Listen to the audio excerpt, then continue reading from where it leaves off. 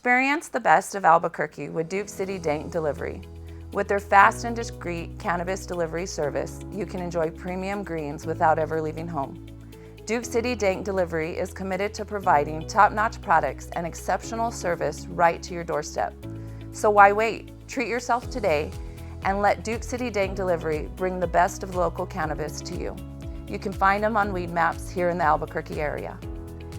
Hello everyone, and welcome to the Greenhouse, the place where conversations take root and good vibes are always growing. I'm Judy and I'll be your moderator today. Today we're diving into the history with a true pioneer here in the cannabis industry, Mr. Bruce Granger, who played a major role in the legalization of cannabis in Colorado and also throughout the Midwest. His journey is filled with challenges and triumphs and a bit of the Wild West spirit. So welcome, Bruce.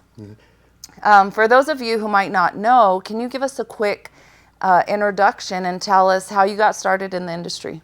Sure. So my background, I was in the film industry for 30 years. And about 2008, 2007, the film industry was changing from film to video. And as a producer, my income was going nowhere. And I've been a cannabis user for most of my life. And I heard about this legislation that was changing. And I decided to get into the cannabis industry. One of my good friends sits on Denver City Council and heard that I was starting to build a grow. And he asked me to talk to Chris Romer, who was at the time getting ready to write the legislation that created the first for-profit medical marijuana legislation in the United States. Even though California had nonprofit medical marijuana, we were building a for-profit medical marijuana system. I met with Chris Romer. I worked with him very little, but we worked on writing a 1286, which was the legislation that created the legal use of medical marijuana for Colorado. Then I was asked to sit on the original rulemaking session where we came up with all the rules around growing, distribution, and processing of cannabis in Colorado. I built my first grow in 2009. There was nobody I could talk to, and I built a 5,000 square foot grow, and at the time everybody was saying, that's the biggest one I've ever heard of. But unfortunately, I made literally every mistake imaginable. I used the wrong kind of air conditioning. I used wood. I used drywall in my walls. I had mold growing. It was a disaster. I opened up my dispensary in 2010, in February of 2010. And then over the next 4 years, I built 4 more grows, my largest being 40,000 square feet in a 70,000 square foot building. Sold that company in 2014, started another company with a friend of mine called FlexMod, where we took shipping containers and converted them into Class 1 Division 1 extraction booths for flammable and volatile solvents.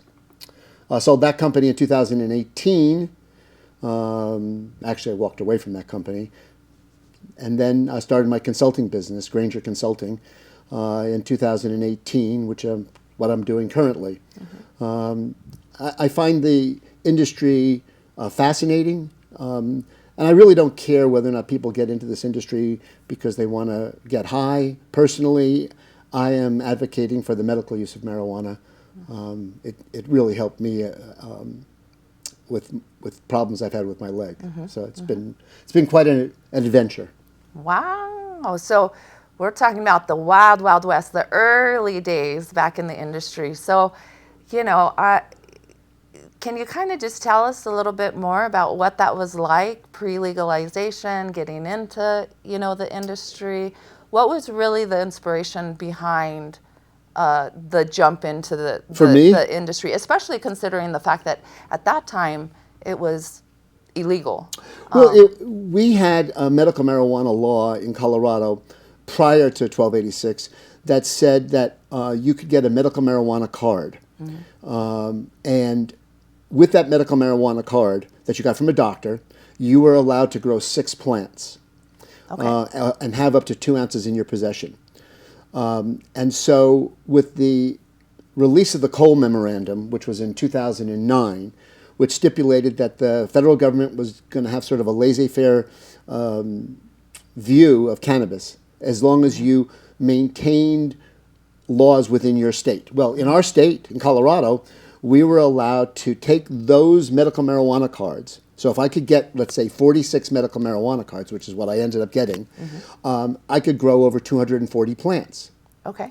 So I literally had 46 cards that I kept on site so that if the police ever came, I would show them my 46 cards, which gave me the right to grow 240 plants. Wow. And that's sort of how I got started. And then with the advent of 1286, Colorado was a kind of odd situation where we had, the law had been passed, but we had no rules. And then once the rules were enacted, it was kind of bizarre because the police didn't even know what to do with it.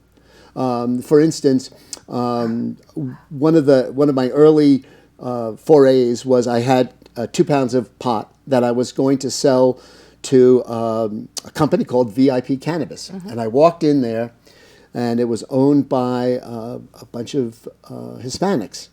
And I walk into the back room to talk, and they're screaming at one another, screaming in Spanish, and I had no idea what they were saying. And I'm thinking, this is not a good situation. I'm sitting here, and what's going on? Then finally, one of the younger guys in the room looks at me and goes, "You were involved with the rulemaking, weren't you?" And I said, "Yes." He goes, "My brother here just got pulled over by the cops. He didn't have a manifest. He didn't have his license with him. What's going to happen?" And I said, "Well, he's here, right?" And he goes, "Yeah, he's right there." And I said, "Well, then nothing's going to happen because the police don't know what to do yet. It's so new. They see he's got 2 pounds of weed in his car or whatever, but they didn't know what to do." And so there were a lot of odd things that happened. I mean, for instance, the first time I got robbed in my store, in my grow, I just gotten legalized and all of the rules had been passed, and now I got robbed. And I called the police because I can. It's legal. Right.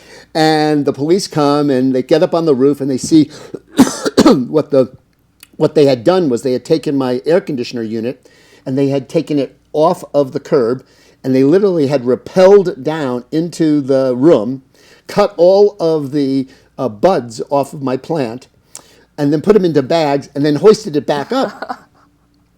And the cops look at me and go, "Well, this is a real, Mission Impossible kind of deal." And then we go into the room, and they start laughing. And there's like 4 cops, and they're laughing at me, or I think they're laughing at me. And I said, "What are you laughing about?" He goes, "Do you realize that 4 months ago, if I had been in this position, I'd be arresting you, and now I'm helping you find who did this." It's just kind of interesting how quickly the situation had changed. One other story I'll tell you. When I opened up my dispensary, so Denver, big city, but inside of Denver is a little tiny community called Glendale. It was originally founded in 1954 by a bunch of libertarians. Okay. And so I opened up my store, and the first thing I did was I went down to the chief of police. And I said to him, I just want to make sure that we're on the same page, that we're not going to have any problems. And the first thing he said to me, he goes, "Look, at the end of the day, I'm here to enforce the law. And I'm glad that marijuana is no longer illegal." And I was kind of like shocked. And he goes, "Look, Glendale is a very transient town. A lot of people coming in and out of town." And he goes, "In the summertime, we have a lot of disturbing the peace calls." And he goes, "And my officers are always thrilled to go into a disturbing the peace call with a bunch of cannabis users." And I go, "Really?" And he goes, "Look, you go into a party with a bunch of drunks, and some guy is going to want to have a fight with a cop. You walk into a party with a bunch of stoners, and you ask them to turn down the music." And this is exactly what he did. He goes, and you ask him to turn it down, and he goes, "Yeah." And they go, "Yeah, man, it's over there. Could you get it?"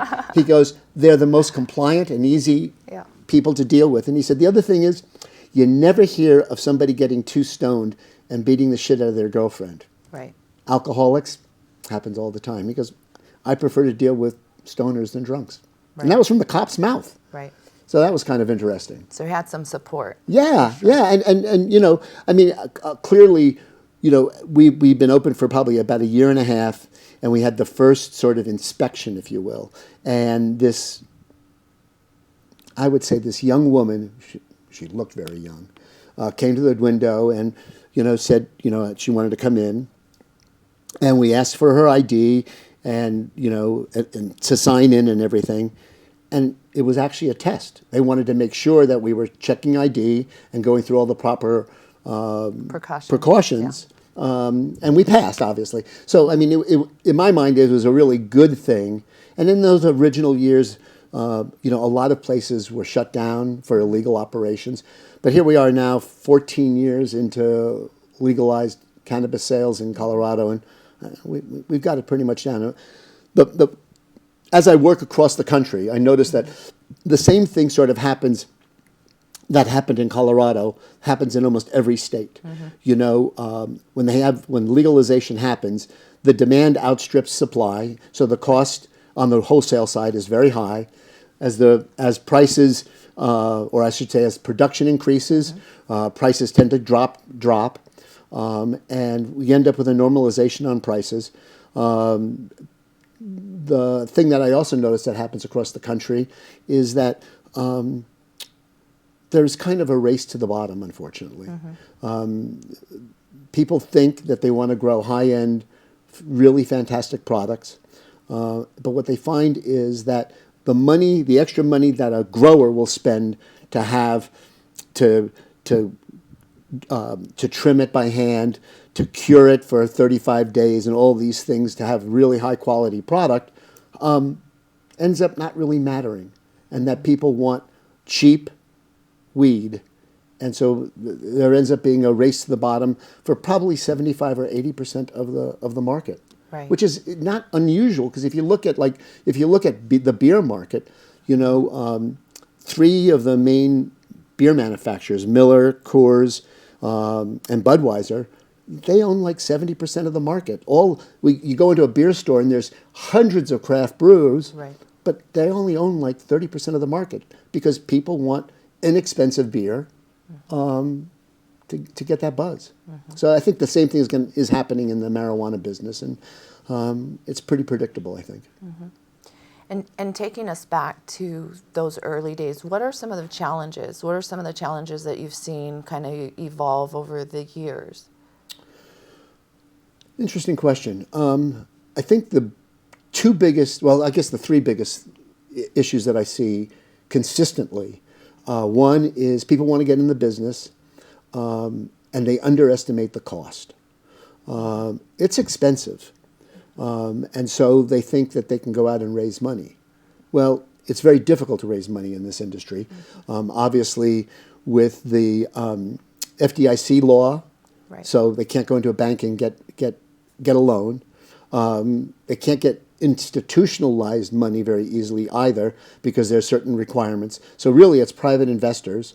And then the private investors have issues as well, mm-hmm. because it is still federally illegal. Right. And so they have issues, even though nobody has gone to jail for dealing in cannabis, as long as you're remaining within the confines of your state's legal program. People don't go to jail. Right. The other issue is that I see a lot is they believe this is like the field of dreams. Mm-hmm. If you grow it, they will come. Right. If you grow it, you can sell it. Yeah. And so you look at states like, the worst offender, I should say, is probably Oklahoma. They issued a ridiculous amount of licenses. For instance, in my business, I had at the onset of Oklahoma's laws, I had 16 clients in Oklahoma. Oh, wow. 14 of them are gone. I only have 2 left. Mm-hmm. And why they went out of business is prices in Oklahoma fell to like $400 a pound. Oh. And it was impossible to make any money, because there was so much production, way much more than could ever be sold. A matter of fact, I was talking to a client in New York State who said, "Oh yeah, there's Oklahoma weed all over the place." There was such a proliferation of licenses in Oklahoma that the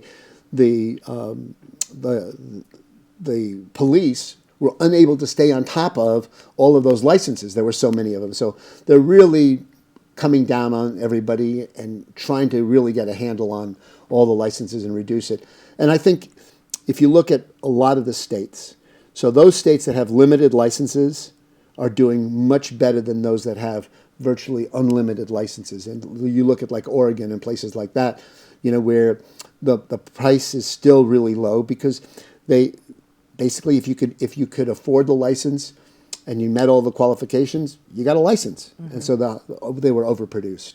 And that's really sort of the problems that I see around the country. And like I said, back to the race to the bottom as far as prices are concerned. Mm-hmm. So it's really like taming the wild, wild west. You were part of that taming of the wild, wild west. And I think, quite honestly, it still is. Yeah. We still have a lot of people that want to get into the industry. Mm-hmm. They don't really look at the market.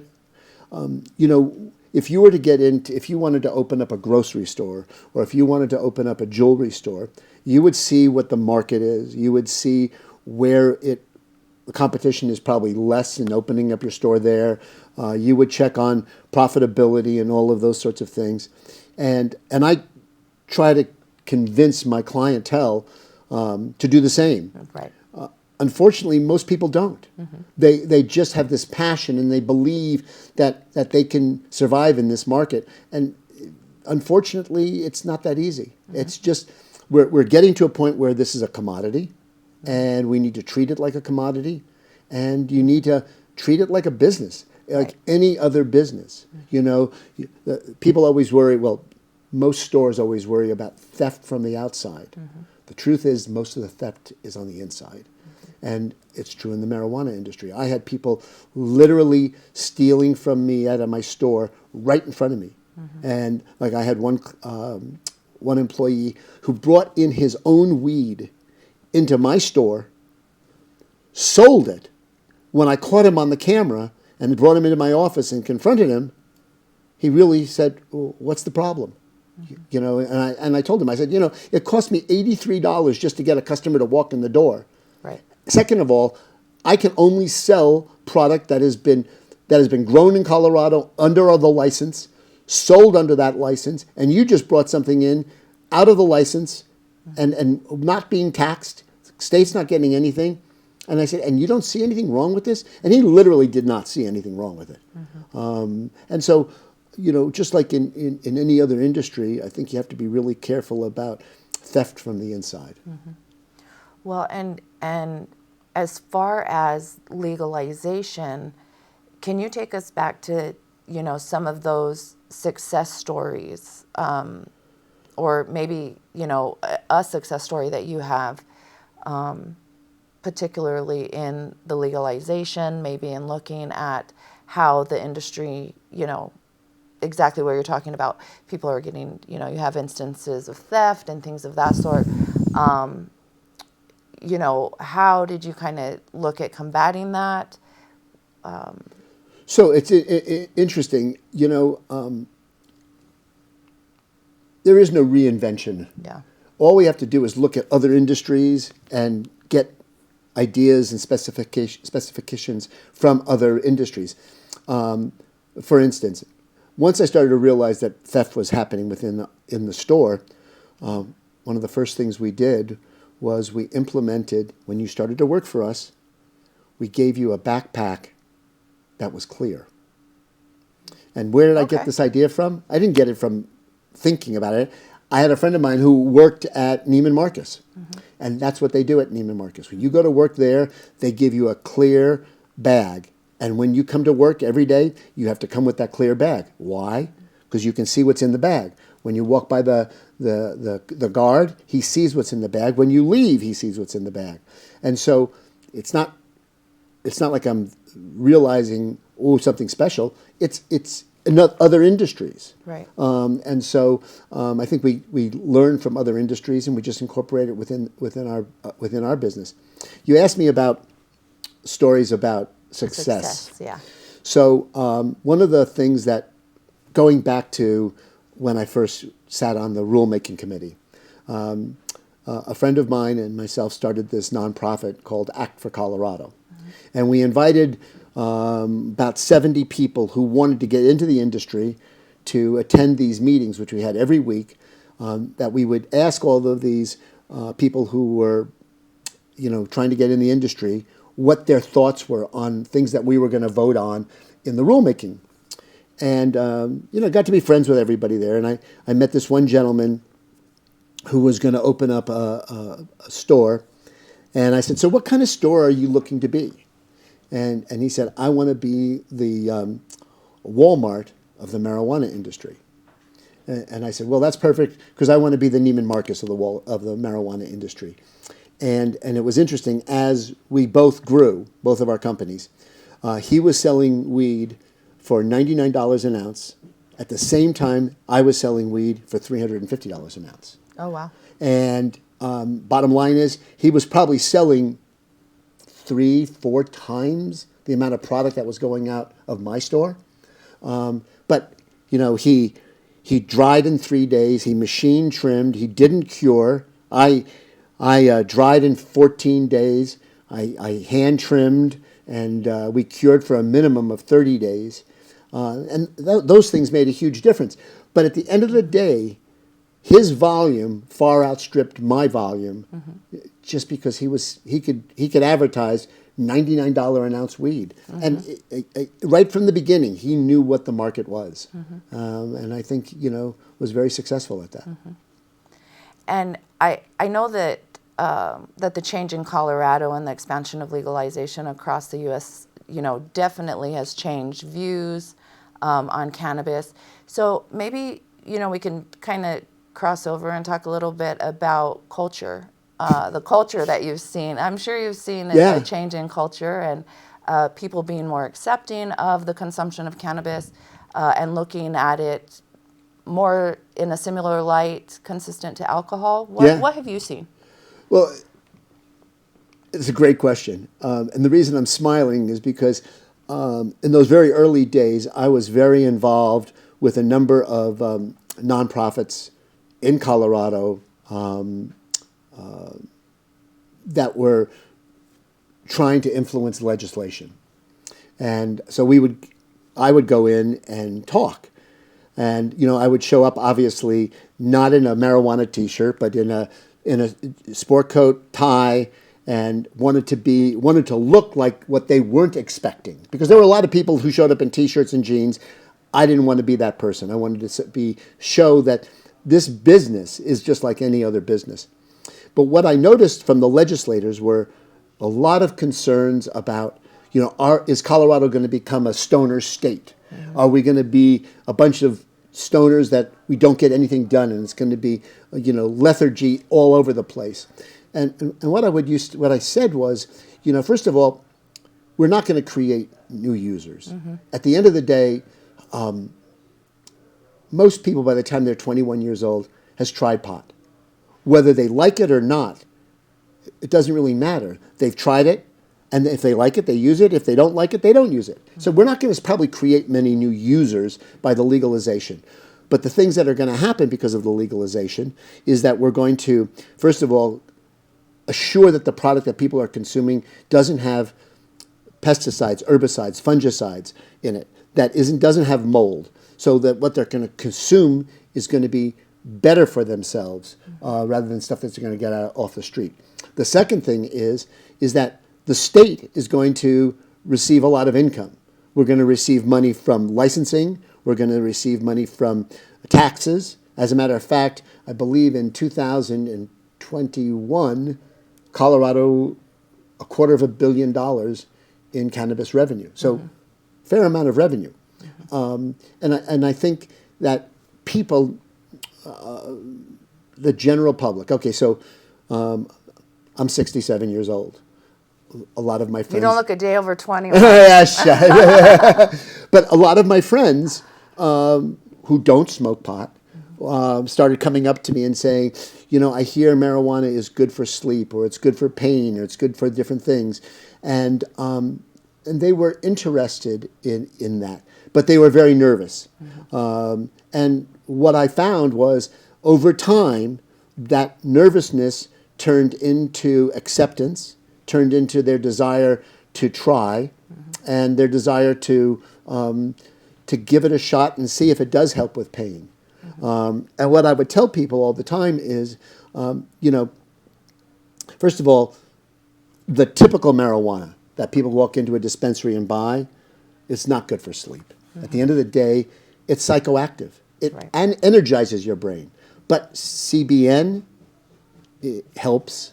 Certain terpenes help. And you have to look for the things within the cannabis plant that will help you achieve your desired results. So I think that as we as a nation start to dive into the medical ramifications of cannabis, we're going to start to learn that certain cannabinoids, certain terpenes will help in a lot of different medical concerns.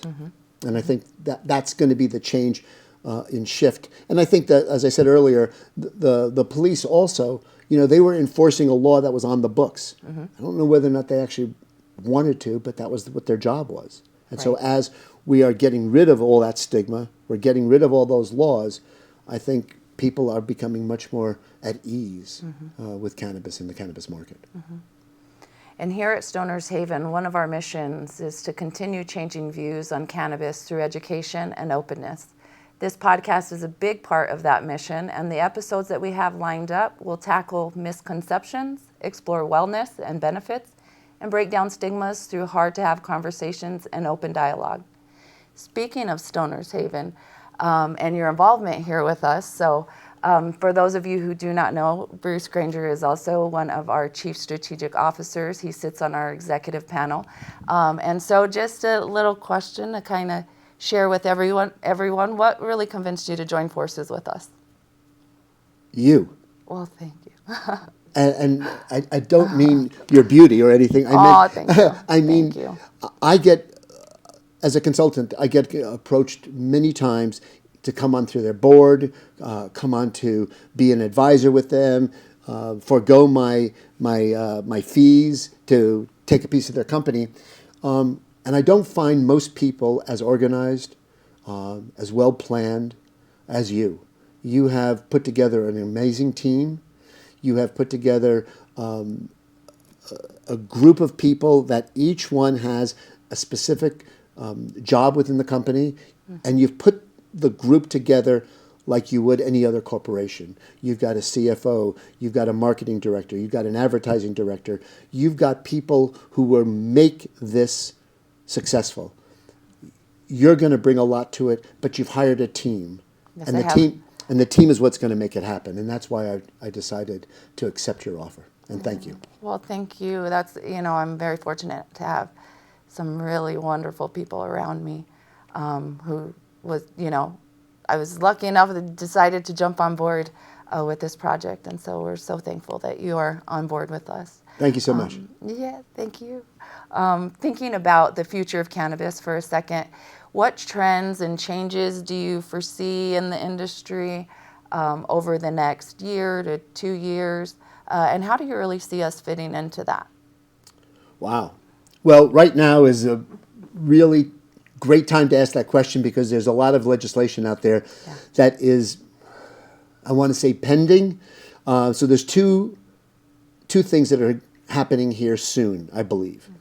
And I'm sure everybody has heard about the rescheduling of cannabis from a Schedule I drug, which it's Schedule I drug means that it's right there with heroin.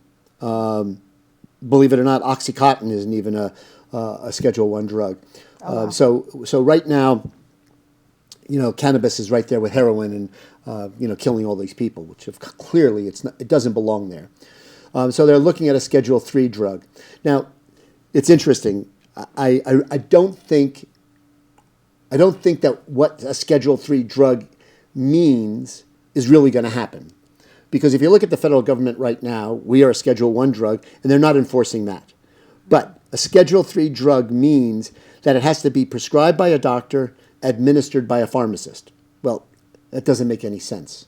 But I think they're doing it for a number of reasons. One, to reduce the inference that the FDIC is looking at it, because according to the FDIC, it can't be a federally illegal drug to be in the banking world. Well, a Schedule III drug is not illegal, but marijuana is still illegal on the federal side.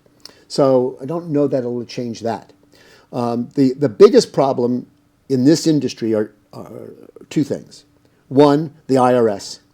The IRS has a law called 280E, which really hamstrings us as an industry. It was basically instituted, I believe, back in the 70s, when drug runners were deducting things like cigarette boats, airplanes, so they could move their heroin. It's odd when you think about the IRS. The IRS doesn't care what you do for a living as long as they make their money. Right. So bottom line is, you're a prostitute. Illegal. If you can literally deduct your clothing, you can deduct all kinds of things, and as long as you put that in on your IRS form, pay your taxes, you're not going to get busted for being a prostitute. Same thing happens with drug runners back then. So they were deducting their cost of their boats, their planes, and all these things. So the IRS changed the law and put a thing called 280E in place. And 280E says basically you cannot deduct anything but your cost of goods sold. So you own a dispensary. I can't deduct my building, my lease, my rent, whatever. I can't deduct my labor. I can't deduct my advertising. I can deduct the cost of the weed. That's it. And so your effective tax rate is probably in the 70-75% rate because you can't deduct any of the normal costs. So hopefully, it's called the Safe Banking Act.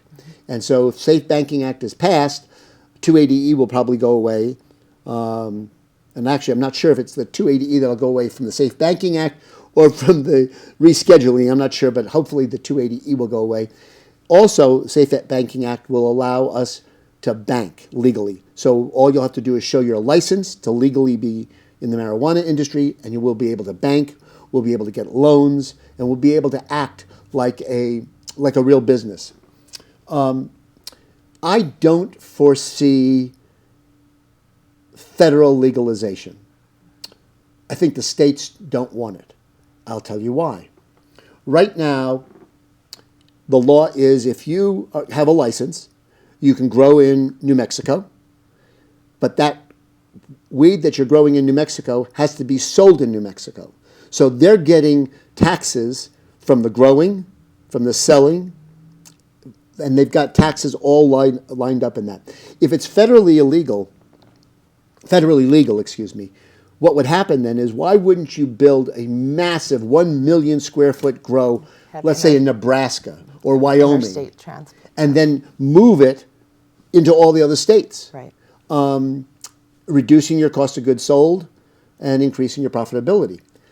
I don't think the states want that. Right. And so I don't see that happening anytime soon. I don't see it. But, I'm sure, the government will always be able to, just like they do with alcohol, they have a 3-tier system in alcohol. So when alcohol is when alcohol is produced, the producer pays the federal taxes. Then by law, they have to sell it to a distributor. When the distributor sells it, then the distributor has to pay the state taxes. And then when the retailer sells it, he pays the local taxes. So everybody gets their fair share of alcohol taxes. And I'm sure, there'll probably be something very similar because the government doesn't like to recreate the wheel. So, I just don't know when those sorts of things will happen, but it's bound to happen. And how do you see Stoner's Haven playing into that? What do you foresee kind of? Well, like I said early on, I said to you, that you've got a plan. Yeah. And I think that plan is going to allow Stoner's Haven to be successful in all of the aspects that you're planning on. You recognize that, it's not easy to raise money. So you're starting off on the sort of the lowest entry point possible, which is distribution. So the sale of allowing the distribution to go from a dispensary directly to the consumer by delivery purposes. Easy way to start off making money, proving yourself. Rather than going with the end dream, how do I get there? And that's what you're looking at. And you're really doing this in a very systematic way. Well, and we are so blessed that you are a part of our team. And I just want to say again, thank you so much, Bruce, for joining our team, having faith in me and the team and what we got going on here. And thank you so much for sharing your stories with us today. And thank you, listeners, for tuning in for this episode of The Greenhouse. We hope that you find Bruce's stories inspiring, just like we did. And please don't forget to follow us on social media and tune in next week for more engaging discussions. Until then, keep the good vibes growing and stay lifted.